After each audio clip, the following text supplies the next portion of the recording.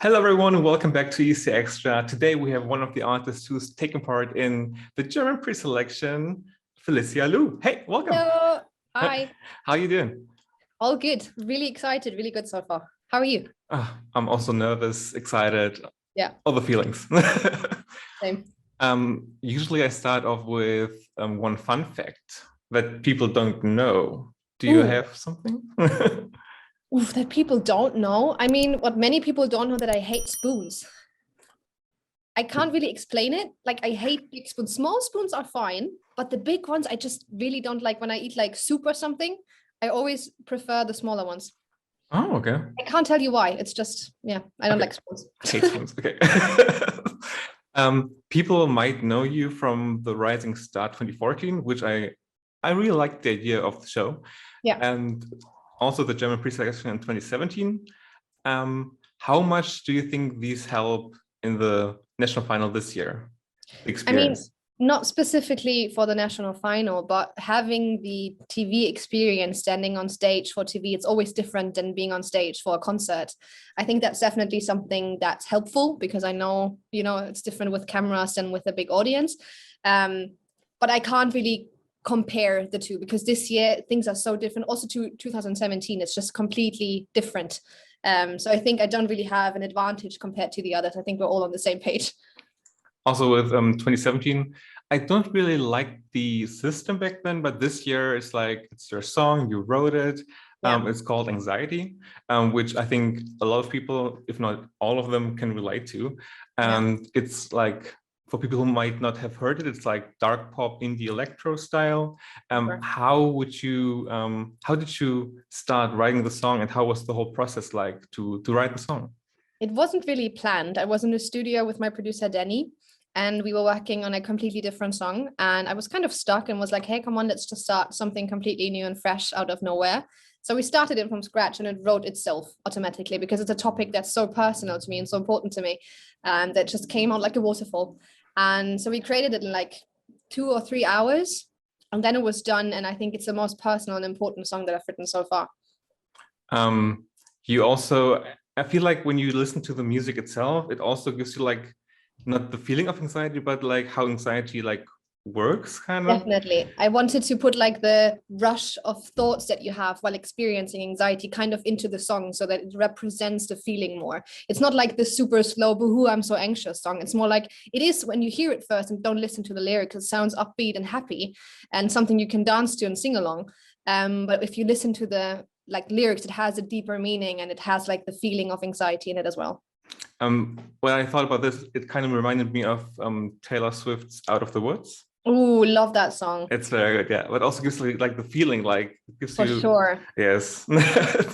How did you figure out that this song is the song you want to maybe represent Germany with? I mean, I sent them 5 different songs actually. I sent them 2 that are already released and 3 that are not released yet. But I'm so happy that they chose Anxiety because, as I mentioned, it's like the most personal song. It's like a message that I think everybody can relate to, and also a message that's really important to share because I don't want to have like this usual love is great, happy life song, especially in a time like these. I'm really happy to have like a song that's really timed perfectly and just with a deeper meaning. Yes, and you mentioned that you sent them 5 songs. Did they ask you for it, or was it like you want to try it again? And no, they didn't ask for it. They wanted one song, and I was like, I'm giving you 5. I want this. Just pick one, please. So I sent them 5, and they chose this one. Yeah. How was the whole process like to be selected? Was it different to 2017? For sure. In 2017, they asked me actually if I wanna come to the casting and everything, and this year it was open call, so anybody could basically apply with video and song. And I didn't really think that they would pick me again, to be honest, as I was already part in 2017. And I was really happy when they invited me to the next round to Berlin. And then after that I thought, okay, I'm definitely out because there were so many great artists, but luckily I made it through and now I'm here. In Berlin, did you have like a lot of contact with the other groups or artists, or was it like you get in, you sing, and you get out? Or I mean, a mixture of both, I'd say. I didn't see everybody that was here, obviously, but a couple of people. Also, a couple I already knew. My own Jonas, for example, who are also part of the show now, I already know before, which was really nice. And then I met a couple of people there as well. Always good to make connections. Definitely, yeah. I really love that you document the whole journey and also like give a lot of insight in how it is to be like in the pre-selection. And you also recorded your reaction to the running order, and you want to get fifth. You got fifth. Yeah, I'm so happy. How is that for you? Like, I would be so nervous to. Yeah. I mean, the whole like documenting thing was really important to me because as a Eurovision fan, I always wondered like, what is the process like? I would have loved to see videos like that. So I thought I'd just do them if I am in this position now. So I'm doing that currently. And that's definitely something I'd love to do if I go to Turin to continue that. It's definitely a very exciting time. It's nerve-wracking as well because each day you get like some news about something. But I love it. I love it so, so much. Like I love the stress kind of as well. So I love it all. Oh, that's a good road then. Yeah. You edited the whole anxiety video yourself because we're on quarantine. And do you also edit everything? Is it just like a one-woman show? It's all. Everything you see online is edited by me. Yeah. So like the reel, like I try to do a reel for each day that I'm here now. So when I'm done with everything, I go back to the hotel, cut the stuff and upload it basically. Hashtag no sleep. Definitely, yeah. Today's Wednesday, and on Friday already is the big show. And I think rehearsals started today. How I saw in one video you saw the stage yesterday, I think already, and performed today. How was it? And can you tell us some stuff about the performance? It's crazy. It was so exciting to see the stage for the first time, and I think everybody's gonna love it. It looks so nice. Being on that stage and performing the song for the first time was incredible. Like it got so real. Like before it was like, okay, it's gonna happen on Friday, whatever. But when you stay on that stage and you think like, oh my God, this is actually happening in 2 days, it feels so surreal and real at the same time. It was really, really fun. The performance is gonna be, I don't even know what to say. It's gonna be really nice. We have lights. I mean, obviously we have lights, but we're working differently with lights. And we had a change. I won't be alone on stage anymore. So yeah, that's something to look forward to, I guess. So in for surprise on Friday. Yeah, for sure. I also think when you stay on stage, I don't know how much you hear how loud the music is, because you have the in-ears, I think. Yeah. But when you're at a concert and you feel the bass, and it's you real. Feel the bass. Like when we had the first round, I was singing and I could just be oh my God, this feels so nice. So it's really exciting, yeah. You also decided to make a revamp of the song. When did you started thinking about it, and when do we get it? It was quite spontaneously. Obviously, I saw like all the comments of people saying, you can do it longer and like create bigger moments. And so I listened to the feedback and just thought, okay, if I have the opportunity, I'll definitely take it.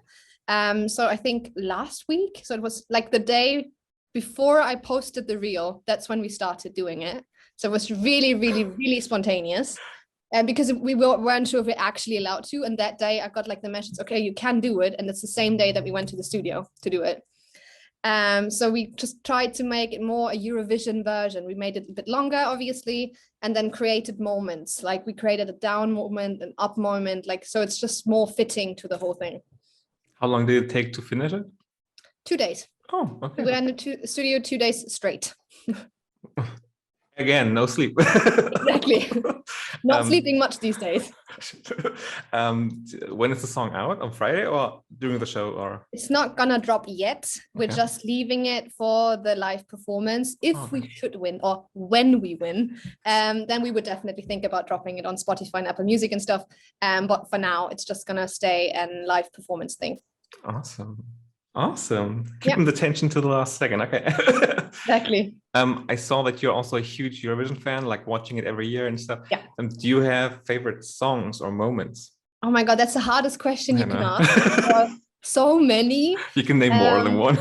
I need to tell you more than one because it's impossible to only just name one.